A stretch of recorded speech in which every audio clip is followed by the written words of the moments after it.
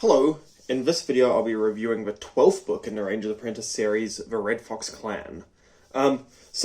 Spoilers, obviously this video will be infested with spoilers, but just a quick kind of summary of the review is that I was a little bit disappointed with this book, and it wasn't what I was hoping for when I delved into the kind of the next part of the series, because as I've said in the previous video, I've read the previous 11 books like a million times, and this is my first time going forth into the 12th, and I was really hoping for something better, and I didn't quite get it.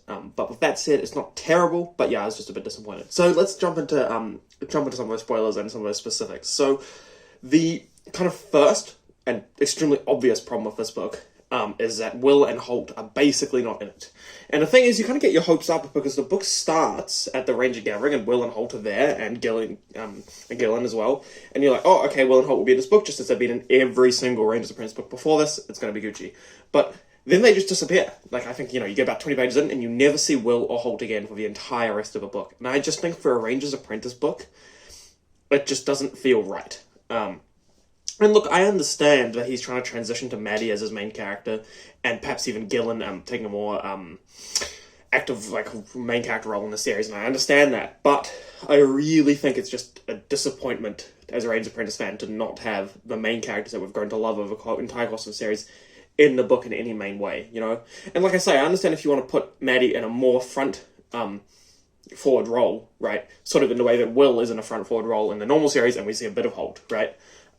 That would be absolutely fine, but to just have neither Will nor Holt in it really in the book at all, I really think just does not feel right for a Ranger's Apprentice book. And I honestly do think the book suffers for it, because I don't think that Maddie on her own is compelling enough of a character to carry these books. And the reason I say that is, and this is going to sound very negative, but the reason I say that is because the Ranger's Apprentice books don't have a ton going on. There's not super massive amounts of intrigue. There's not crazily complex plots. Everything is relatively simple and relatively, you can kind of tell where it's going, right? But I think that the strength of the first sort of 10 books, and the 11th book to a lesser extent, is that we love these characters so much, and the characters are so cool and interesting and just fun, that we kind of are willing to forgive some of the flaws of the series, to a point where, if you watch my first 10 videos, every now and again I'll point out a flaw, but immediately afterwards I'll say something like, well, but I don't really care because I love the series. And I just feel like Maddie is not a compelling enough character, or perhaps we just haven't got to know her enough, or I haven't got to know her enough, for her to really carry, I think, some of the very significant issues with this book, which I'll get into a bit later. So yeah, my first big sort of concern with this book, and big kind of disappointment, is just a lack of Will and Holt. With that said, though, sort of a kind of counterpoint plus to that is that we get a lot of Horace and Gillen in this book. And it is quite fun to see adult Horace, see him as like a dad and a father figure, and an accomplished warrior. The only problem, though, with Horace in this is sort of an issue that, as happened previously in Ranger's Apprentice, but I think it's particularly bad here, is that we're getting a lot of tell and show. You know the old adage, show don't tell? What Ranger's Apprentice likes to do is tell and show, or just tell. And we get that a lot with Horace, where we're like, you could probably have played bingo with it, I think maybe 6 or 7 times over the course of the book, where it's informed that he's like the most competent warrior in the kingdom, and he's really amazing and stuff. And it's like we know this, first of all, because we've read the first 10 books, so we know he's accomplished, but second of all, we even see it in this book, so I don't need to be hit over and over the head with how amazing he is. And also, I just feel like there's some weirdness with Gillen, because I like Gillen as a character, but there's some real weirdness in this book where, I think that what John Flanagan has realised is just having people in a medieval setting who are basically snipers with their bows, where they're so accurate. I think he's realised that it can kind of put some balance issues, to speak in gamer talk, right, where they can make the story hard to tell because the issues that come up from a character can just really be easily resolved with, why don't you just shoot him? And so I feel like in previous books he's gone through more effort to explain logical reasons why you can't just shoot them, but I feel like in this book he just kind of forgets about it. There's multiple times where there's a group of archers, right? And then Gillen's like, oh yeah, why don't one of you archers shoot this guy? And it's like, why don't you shoot this guy? You're a ranger, you know what I mean? So I just had some weirdness with the way Gillen is sort of portrayed in this book. But yeah, so moving on from those kind of first kind of complaint and then counterpoint of complaint with Will and Holt not being in it, I think the next and huge problem with this book, and I would argue perhaps the biggest problem with this book, I could have forgiven the stuff of Will and Holt, is that the pacing is horribly off. Absolutely, there is no pacing. As in, the first, I want to say 75% of this book, nothing happens. So, first 75% of this book, the major plot is just Maddie walking around, exploring the castle, hanging out, talking to people, just mooching about, really, like trying to discover tunnels. Like, there's just so many of these sort of subplots and things which just like take up so much time. And I just really feel like most of this book should have been left on the cutting room floor, so to speak. And I really think that I know the reason for this, and I guess I'll discuss my next complaint sort of in conjunction with this one, is that this book ends with a to be continued. As in, you're in the middle of an important and interesting battle scene, or sort of fight scene, and then it just ends, and it says to be continued. And that, for me, as a reader, it feels like such a betrayal, you know what I mean? It's like, at least in the previous books, he's tried to make a natural ending. Like, for example, I've talked about how some of Rangers Apprentice books in the past feel unfinished, right? Like, I'll give you an example here, is where the Icebound Land ends, and then the Battle of Scandia starts, right? Or Battle for Scandia starts. But with that book, he at least tries to make a natural conclusion where you go, okay, well, the conclusion to this sort of arc is that they've reunited, Will is reunited with Holt. So we can kind of conclude here, and we can move on to the next book, which is still kind of in the same vein, but at least we have reached some sort of natural conclusion, right? Whereas in this book, he does not even try, and I really felt disappointed by that. He literally does not even try. He just says, to be continued, no conclusion of any sort of arc or anything, just to be continued. And it really feels like a slap in the face because this was not necessary. Because, like I say, there's so much random subplots and just random crap going on in this book which doesn't need to be there. And so you can really see what's happened here, right? Which is that I'm almost certain that he wrote one book, or he had an idea for one book, and then either him or his publishers were like, yeah, but what if it was 2 books? Wouldn't that be more money? I mean, you could sell, twice as many books. And so what's happened is that the pacing of this book has just been shot to hell, because what would normally be sort of the first 25-50% of a book, right, of, kind of build up into slice of life and pacing in these Rangers Apprentice books before we get into the main plot, becomes 75-80% of a book. It's just nothing going on. And to be fair, sometimes when Maddie's like mooching around doing nothing, at least we get a bit of action with Horace and Gillen, but it's not really that compelling action because they're basically just walking around the countryside. And so I really think that it just feels like a massive slap in the face. Like, I understand if you're writing a book, right, and it's naturally too long, as in you just have too much stuff to fit in it, and you want to extend it into another book, right?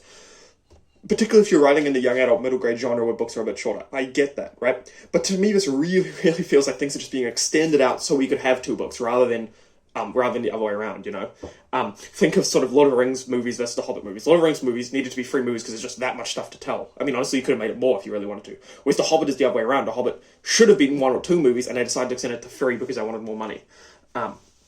I really think that's what's happened with this book. I mean, I'll chuck a couple of examples at you. So, at one point we have this sort of little thing where she's, riding back from a ranger gathering and she gets attacked by some bandits. Now, I get this. You want to show that your main character is competent and cool and that sort of thing. So, I understand. You could dedicate a page to it, page or 2. She takes out the bandits and that's the end of that. But we get, I want to say, 4 or 5 pages of a super long, drawn-out sort of fight scene, and then she has to go to a village and put them in a cell and all this stuff, and it's why is this here? And then right after that we have I want to say maybe multiple pages of her just at a market or at a fair, and it's these are the sort of things that you could even do, for example, in the first Rangers Apprentice books, these are the sort of things that kind of are brushed by almost in compilation style, where it's this happened, and this book is just so long of just boring, inane stuff, it just annoys me. And then, of course, I'll get into my next sort of issue, which is that a lot of this time, I can tell that, John, the author, felt that this was justified by, he's but I'm foreshadowing, because we have this guy, spoilers, called Diamond, who is the, head of the castle defense, and shocking spoiler alert, he's the bad guy, right? And I think that it's one of those things where it's you feel this waste of time is justified because we're foreshadowing, right? But the foreshadowing is just so, painfully on the nose. I'll give it to you here, where, Diamond, first of all, we're at the start of the book starts with, there's this meeting and this, bad guy went in his head, and he's yes, I'm really good at, pretending to be friendly, but I'm actually evil, right? So we know this is the sort of bad guy we're dealing with, kind of a sociopath sort of vibe. Then immediately, I'm not kidding, 100 pages later, we meet this guy who's really friendly, but, seems a little bit shifty, but he's really friendly. And our main character immediately likes him, and you're wow, I wonder who this could be. And then, maybe it was sort of middle and kind of back of my mind, but then immediately afterwards, a few pages later, we get, Cassandra being like, oh, and that guy, he's actually in line for a throne because he's your relative, and you're like, wow, I wonder if this could be the bad guy. And it's treated this big reveal where it's like, oh, he's the bad guy. And to be fair, I understand that I kind of sound like an old man, you know, shouting at people on my lawn, because I understand that these books are for kids, and I get that, right? So the books are for kids, or for young adults, or like very young adults, sort of teenagers, and therefore the idea being that, you know, this will kind of be at the right level for them, where some of them will get it, some of them won't. I understand that. But I do have to review books from my own perspective, right? So for me, it really just felt like I was just really being bashed on the head with it. And I don't mind being bashed on the head with things. So, like I say, I mean, I'm keen for these, you know, more middle grade style books. I actually read a fair few of them just because they're very chill. But if it's going to take you, you know, 75% of your book to do that, then I do start to get a bit frustrated. And then, yeah, I will just say that, yeah, the biggest issue of this book is it finally starts to get good. You know, you kind of feel like you finally get into the bit that all that build-up was for, and then it just ends to be continued. And I just really felt just triggered. I felt pissed. And like I say, it feels just so lack of effort, because what he's done in the past and what other authors do is you make a natural, like if your book is just really getting too long, you make a natural conclusion, you know, where maybe you conclude some of the plot arcs and we end there and we start again, but this is just to be continued, screw you, buy the next one. And yeah, so sorry this was a much more sort of negative review. Perhaps I should end on some positives just to be nice. I think that the battle sort of scene is quite cool and very interesting, and a bit different to anything I've seen before at the end, where they're like sort of holed up in a tower. And actually is a very interesting take on medieval combat and siegecraft, because I think this has probably happened quite a few times, you know, where the enemy sort of breaches your castle and then you're kind of stuck in a single tower and there's like literally just like hand-to-hand fighting literally in a staircase or over a little bridge thing or something. So I really thought that was a cool and kind of interesting take on a siege, and not something I've seen before in any other book or even movie. So I really liked that. I thought that was cool. I will say that seeing more of Maddie is kind of fun. Like it was quite fun to see her, you know, like exploring the castle, like secret tunnels and stuff. I had a bit of fun with that.